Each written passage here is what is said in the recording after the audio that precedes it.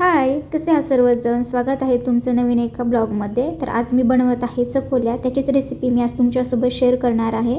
तर त्यासाठी मी इथे घेतलेलं आहे तूर डाळ आणि मूग डाळ. तर इथे मी ज्या चकोल्या बनवत आहे ते एकटीपुरतीच बनवत आहे, त्यामुळे त्याची क्वांटिटी थोडी कमी आहे. तर इथे मी तूर डाळ आणि मूग डाळ घेतलेली आहे. तुम्ही बघू शकता क्वांटिटी कमी आहे कारण मी एकटीपुरतीच बनवत आहे. तर आता आपल्याला ही डाळ 2 ते 3 पाण्याने स्वच्छ धुवून घ्यायची आहे. आता डाळ स्वच्छ धुवून घेतलेली आहे. त्याच्यामध्ये मी म्हणजे डाळ शिजेल एवढंच पाणी ॲड करणार आहे. तर मी इथे 1 ग्लास पाणी ओतणार आहे. मला डाळ स्मूथ अशी चांगली शिजलेली हवी आहे. आता या डाळीमध्ये मी बारीक चिरलेला टोमॅटो आणि थोडंसं मीठ टाकणार आहे चवीप्रमाणे. आपल्याला या कुकरच्या 3 ते 4 शिट्ट्या करून घ्यायच्या आहेत.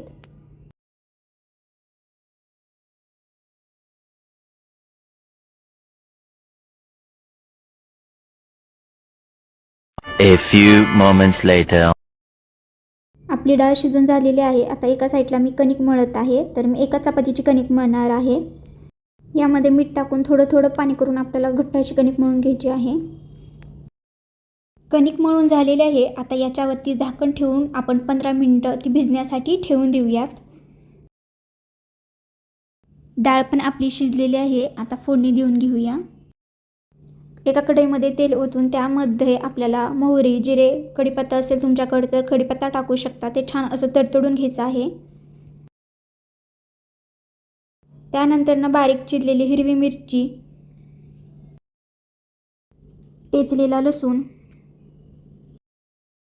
आता हे सगळं गोल्डन ब्राऊन होईपर्यंत छान परतून घ्यायचं आहे. हे जे वाटण आहे ते आलं लसूण खोबरं याचं आहे. ते मी थोडंसं टाकलेलं आहे. तर ते ऑप्शनल आहे, तुम्हाला टाकायचं असेल तर टाकू शकता तुम्ही.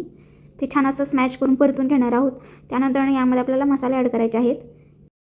तर याच्यामध्ये हळद आणि धने पावडर टाकून आपल्याला वरण फोडणी देऊन घ्यायचं आहे.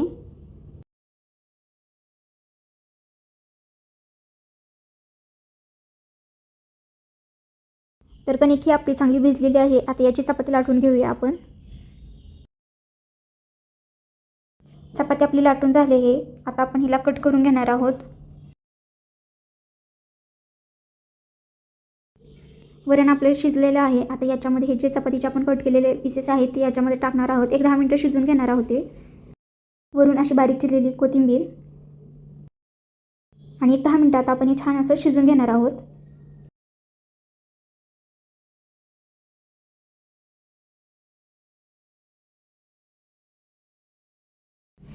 आपल्या चकोल्या आता रेडी आहे. तर तुम्ही बघू शकता किती छान दिसत आहे. आता याच्यावरती तूप टाकून खाण्यासाठी घेऊ शकता.